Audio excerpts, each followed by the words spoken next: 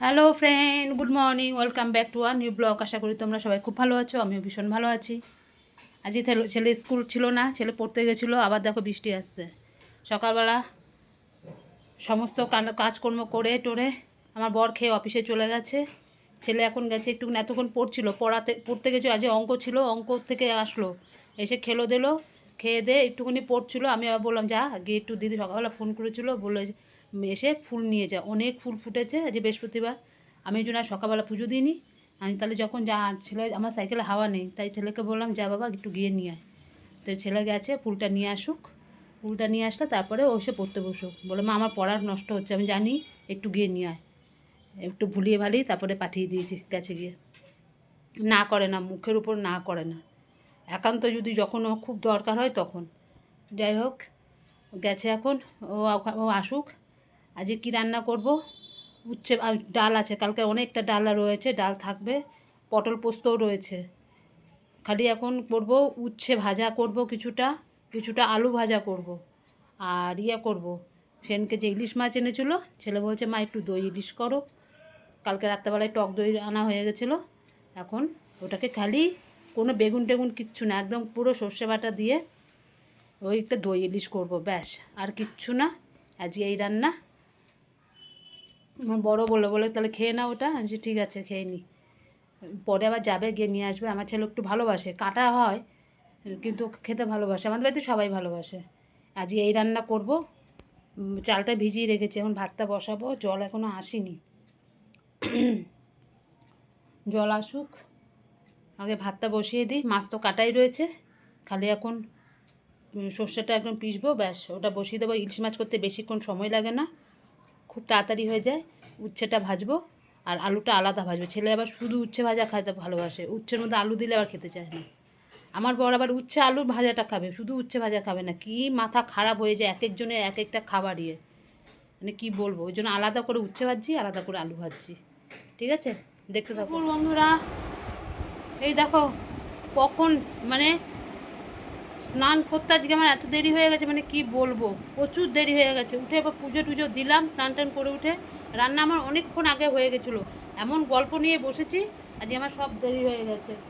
ছেলেকে খেতে দিয়ে দিয়েছি, ছেলে খাচ্ছে, আর কোনো কথা নেই। ইলিশ মাছ হয়েছে, ছেলে একদম মন ভরে খাচ্ছে।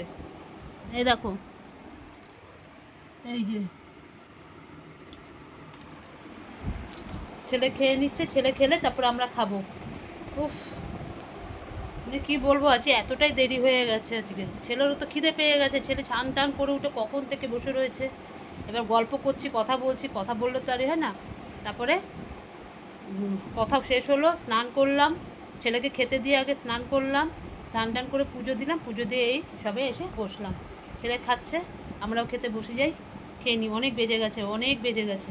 আবার 6:30টার আগে বেরোতে হবে, ছেলে পড়া আছে রিসরাতে, 7:30 থেকে পড়া, অনেক দেরি হয়ে যাবে নাহলে। ঠিক আছে, দেখতে থাকো। এই যে ছেলে গায়ে কম্বল দিয়ে শুয়ে পড়েছে, আমি একটু শোবো। খাওয়া দাওয়া কমপ্লিট হলো, বাসন টাসন ধুয়ে আসলাম, প্রায় 1.5 ঘন্টার মতো একটু শোবো, আবার চলে যেতে হবে 6টার মধ্যে বেরিয়ে ছেলেকে নিয়ে। ঠিক আছে, এই বাবা এবার সোজা ঘুম দে, ফোনের মধ্যে অ্যালার্মটা দিয়ে রাখ, 6টার আগে উঠবি, 6:45 অ্যালার্মটা দিয়ে রাখ। এখান থেকে 6:05 বেরোবো, আমি বারবার বলে দিলাম। ওই গিয়ে দৌড়ে দৌড়ে আমি ট্রেন ধরতে পারবো না, তুই একমুখী ট্রেন ধরবি, আমি আবার অন্যমুখী ট্রেন ধরবো। রেখে দিয়েছিস, রেখে দে। ঠিক আছে বন্ধুরা, একটুখানি শুয়ে পড়ি, শুয়ে তারপরে আবার উঠে তারপরে যাব, দেখতে থাকো। হ্যালো বন্ধুরা, অনেকক্ষণ বাদে আসলাম, কিছুক্ষণ লাইভ করছিলাম, লাইভ টাইভ করে তারপরে সমস্ত কাজকর্ম ছিল ওগুলো সমস্ত কিছু করে লাইভ করে এই একটু বসলাম। আমার বড় আনতে গেছে গিয়ে ছেলেকে, এখনের মধ্যে আসেনি, অনেক বেজে গেছে, মানে অনেক বেজে গেছে, এখন পুরো 10:30 বাজে। বুঝতে পারছি, আজকে লাইভ করতে করতে অনেক দেরি হয়ে গেছে, 10:30 বাজে এখন। ছেলে আসলে কি খাবে আমি জানি না, ফোন করবো একটু বাদে, ও ফোন করে বলে দেয়, আমি সেইভাবে করিনি, এখনের মধ্যে আসেনি। বাপরে বাপ, কি গরম লাগছে। অনেকক্ষণ বাদে, মানে অনেকক্ষণ বাদে, সেই যে ছেলেকে দিয়ে এসেছি, আর তো কোনো কথা হয়নি। তারপর আমি একটা একটা করে কাজে ব্যস্ত হয়ে পড়েছি, ওর জন্য আর আসতে পারিনি। এই আমার সবে কাজ ফাঁকা হলো, এই একটু তোমাদের সাথে এবার গল্প করতে বসেছি। এত বৃষ্টি হচ্ছে তারপরেও গরম জানি আর যাচ্ছেই না। যেমন গরম তেমন বৃষ্টি, দুটোই একসঙ্গেই হয়ে রয়েছে। ঠিক আছে, এখন বর গেছে, কখন গেছে এখনও পর্যন্ত আসেনি। এই স্যার প্রচণ্ড দেরি করে, মানে অনেকক্ষণ ধরে পড়ান উনি, অনেকক্ষণ ধরে পড়ান। কিছু তো করে না, সপ্তাহে একদিন ঠিকই আছে। এই বৃহস্পতিবার আর শুক্রবারটাই আমার যা সমস্যা, মানে প্রচণ্ড দেরি হয়ে যায় বৃহস্পতিবার আর শুক্রবার। সরি, বৃহস্পতিবার না, বুধবার আর বৃহস্পতিবার। শুক্রবার তো এখানেই আমাদের এখানে বাড়ির সামনেই পড়া থাকে। বুধবার আর বৃহস্পতিবার খুব দেরি হয়। ঠিক আছে, আসুক দেখি। উফ, কালকে ইচ্ছা আছে একটু দিদির বাড়ি যাওয়ার, জানি না যেতে পারবো কি না, বলতে পারছি না এখনও। কালকে তো ছেলের আবার রাত্রেবেলা পড়া আছে। ছেলের পড়ার জন্য আমি বললাম না, সব জায়গায় আমার যাওয়া বন্ধ হয়ে গেছে। আমি নিজেই যাই না, জানি আমার ছেলের পড়ার ক্ষতি হবে, আর ওর ক্ষতি মানেই তো সব কিছু সর্বনাশ। দরকার নেই বাবা, একটু কষ্ট করি, ছেলেটা তো মানুষের মতন মানুষ হোক, এটাই চাই আমি, আর কিচ্ছু চাই না। ওই জন্য ওর জন্য আমি সমস্ত কিছু সব ত্যাগ করে দিয়েছি।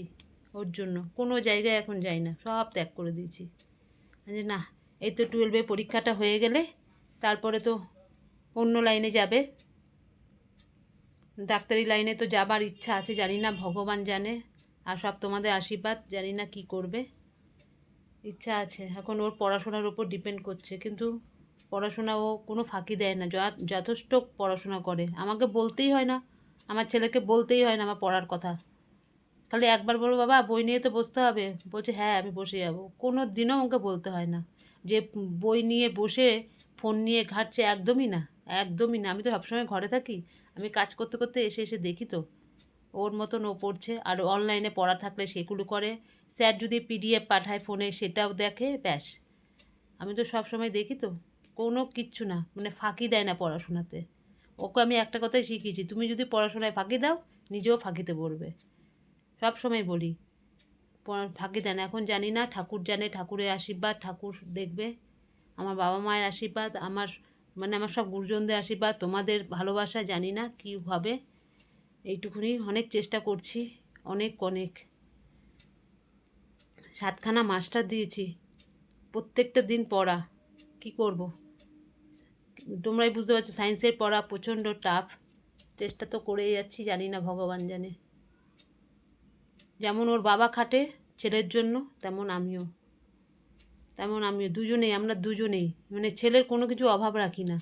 যা বলছে, যা বই টই বলে, এ দেখো তোমরা দেখো নিজেরা, এই দেখো সব বই, এগুলো সব বই, দেখতে পাচ্ছ, এখানেও আছে সব বই, পিছনে সব খাতা, ওই পিছনে সব খাতা আছে, দেখো এই মোটা মোটা সব এক একটা বই।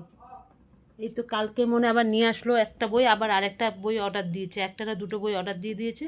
এই শুক্রবার দিন মানে পরের দিনকে দেবে, মানে যা বলছে সব নিয়ে আসছে, যাতে ও একটু ভালো মতন পড়াশোনা করে মানুষের মতন মানুষ হোক, এইটুকুনি আর চাই, আর কিচ্ছু না। ঠিক আছে, অনেক কথা বলে ফেললাম, ছেলে আসুক তারপরে আবার তোমাদের সাথে কথা বলবো। ঠিক আছে, এই যে আমার ছেলে চলে এসছে, অনেকক্ষণ আগে, কিছুক্ষণ আগেই এসছে। এই যে এখন খেয়ে নিচ্ছে, রুটি দিয়ে আর আম দিয়ে খাচ্ছে, রুটি আর আম খাচ্ছে।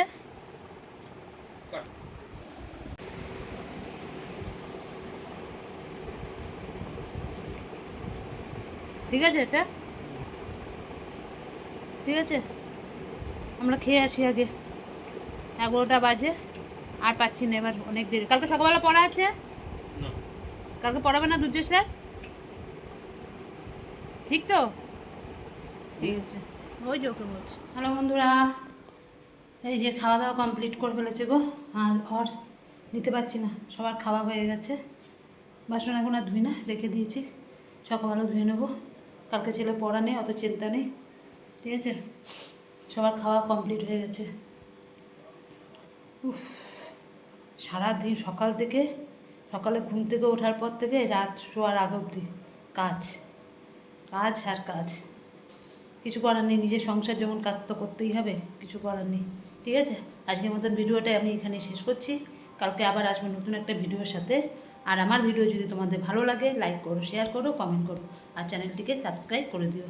তাহলে আজকের মতন রাখছি, কালকে আবার আসবো, ততক্ষণে তোমরা সবাই ভালো থেকো, সুস্থ থেকো, গুড নাইট।